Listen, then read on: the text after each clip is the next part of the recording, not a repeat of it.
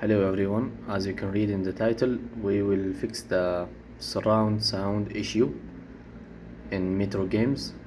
Uh, by the way, there are no spoilers, so I'm in the beginning of the game. I will show you the result. The bombing of the Dark Ones may have been humanity's worst mistake. What if they meant us no harm, but were trying?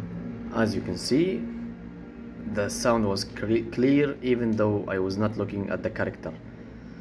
If you have an issue, if you look back at the opposite side of the character, you will not hear anything. So I will show you how I fix this by going to control panel and go to hardware and sound, then go to manage audio devices, then you choose your output, so output speaker. For me it's this.